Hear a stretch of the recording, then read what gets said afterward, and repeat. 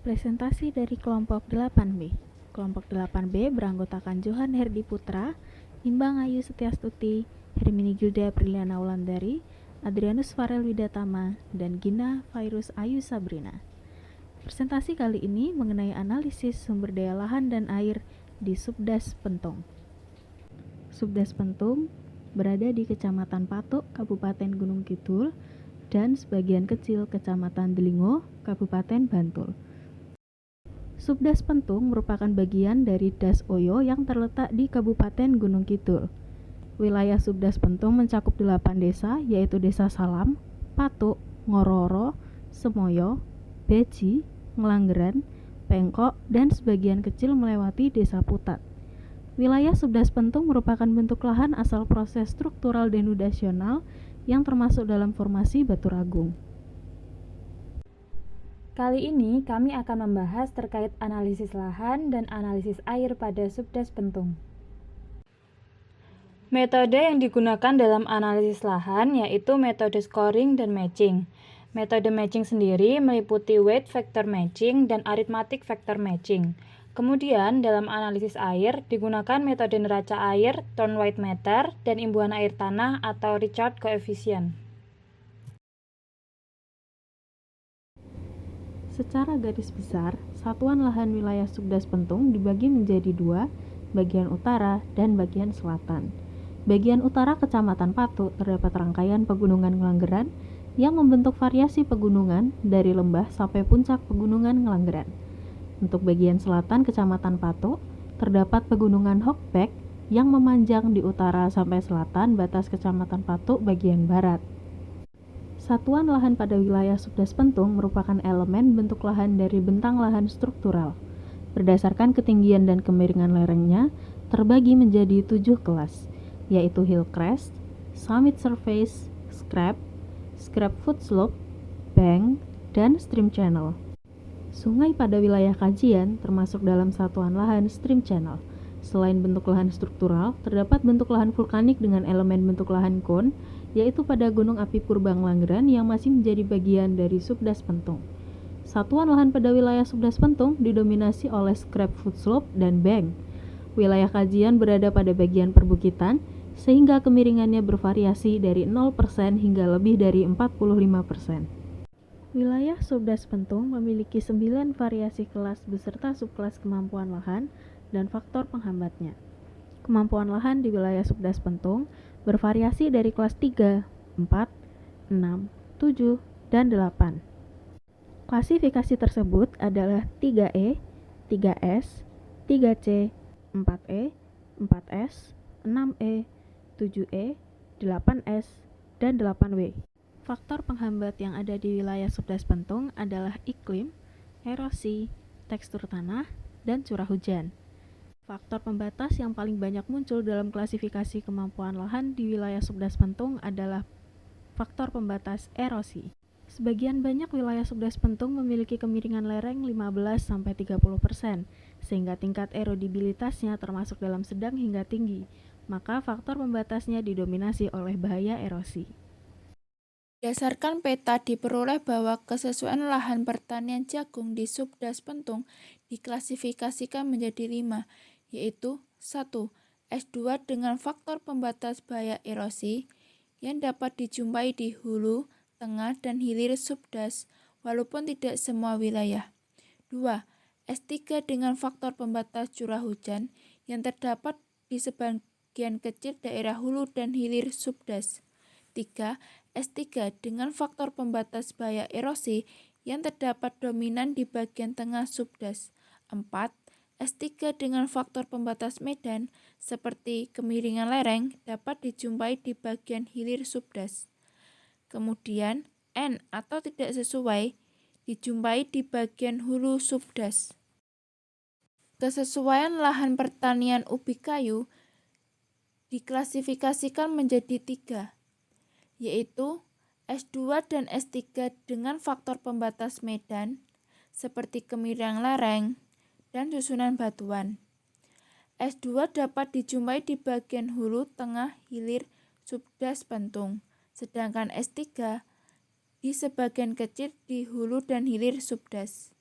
Kemudian, N atau tidak sesuai terdapat di hampir semua bagian subdas pentung. Analisis kesesuaian lahan non-pertanian dalam hal ini lahan permukiman pada subdas pentung menghasilkan 4 kelas kesesuaian, meliputi S1 atau sesuai, S2 cukup sesuai, S3 sesuai marginal, dan N tidak sesuai.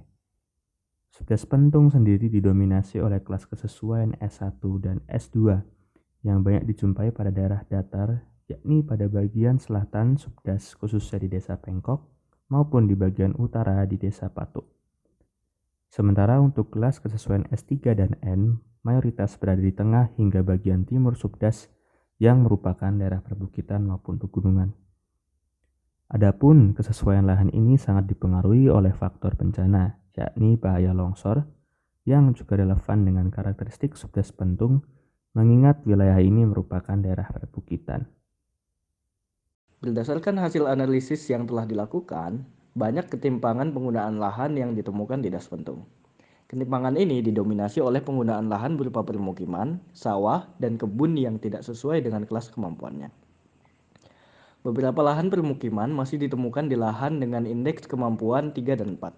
Padahal, menurut Peraturan Menteri Negara Lingkungan Hidup Nomor 17 Tahun 2009, lahan tersebut seharusnya dapat dimanfaatkan sebagai lahan yang lebih produktif, seperti sawah atau perkebunan.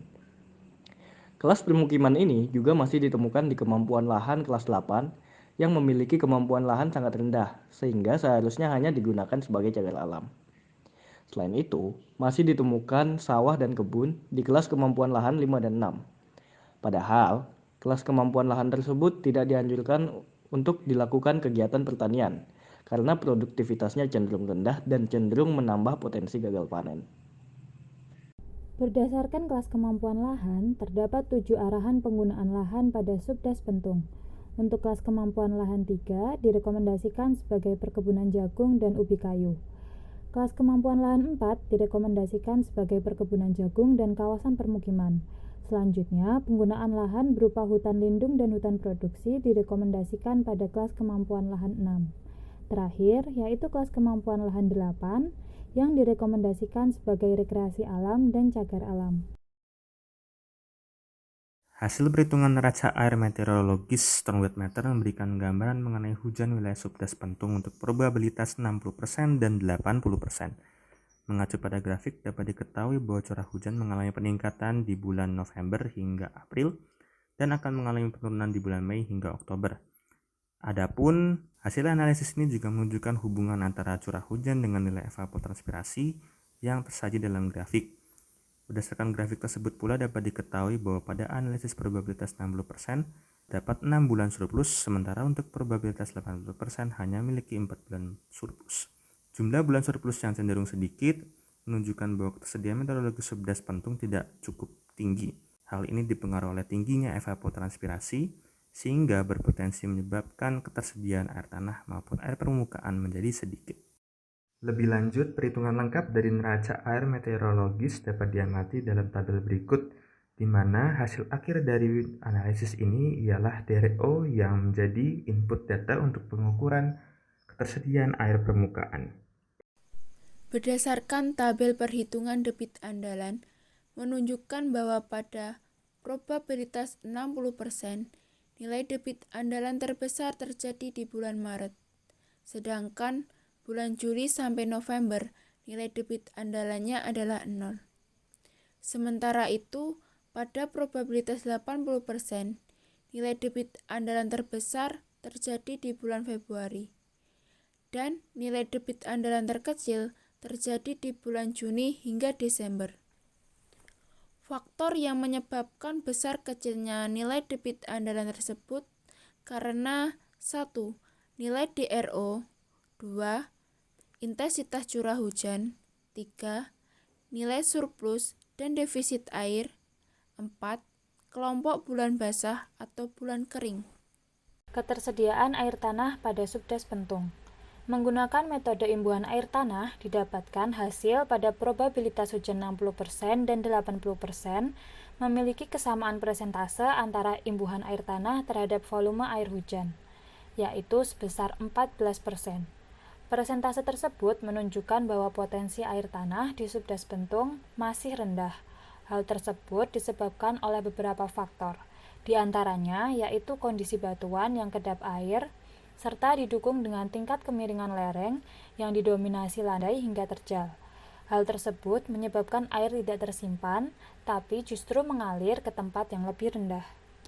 Kebutuhan air domestik di subdas Bentung lebih tinggi dibandingkan dengan kebutuhan air non-domestik, di mana persentase kebutuhan air domestik yaitu sebesar 73,5%, sedangkan pada kebutuhan air non-domestik yaitu sebesar 26,5%. Kebutuhan air non-domestik di subdas Bentung meliputi sektor pertanian, peternakan, sekolah, dan tempat ibadah. Kebutuhan air non-domestik yang paling tinggi yaitu pada sektor peternakan sebesar 51,5%, yang kemudian disusul oleh sektor pertanian sebesar 43,5%. Berdasarkan perhitungan indeks pemakaian air, diketahui bahwa subdas Bentung masuk ke dalam klasifikasi kelas 3 atau aman untuk probabilitas 60% dan kelas 2 atau kurang aman untuk probabilitas 80%. Apabila melihat indeks pemakaian air bulanan subdas Bentung baik probabilitas 60 maupun probabilitas 80%, secara umum masuk dalam kelas 4 atau sangat aman. Hasil ini menunjukkan bahwa ketersediaan air, khususnya air permukaan, secara garis besar masih dapat memenuhi kebutuhan air masyarakat setempat. Solusi atau rekomendasi pengelolaan sumber daya air di subdas Bentung yang dapat dilakukan yaitu 1. Memanfaatkan teknologi pengelolaan air yang berkelanjutan. 2. Pengelolaan air berbasis komunitas yang melibatkan masyarakat, mulai dari proses perencanaan, pembangunan, dan proses evaluasi. 3.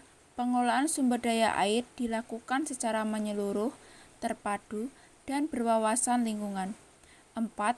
Pengelolaan sumber daya air dibagi menjadi 3 daerah, yaitu daerah hulu menjadi prioritas utama karena menjadi proses awal penyerapan air ke dalam tanah.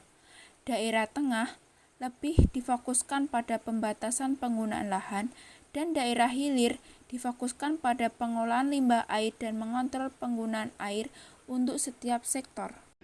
Berdasarkan hasil analisis yang sudah kami paparkan, dapat disimpulkan bahwa kemampuan lahan di subdas Bentung terbagi menjadi 4 kelas dengan 9 subkelas, yaitu 3C, 3E, 3S, 4E, 4S, 6E, 7E, 8S, dan 8W. Subkelas yang paling dominan adalah 4E.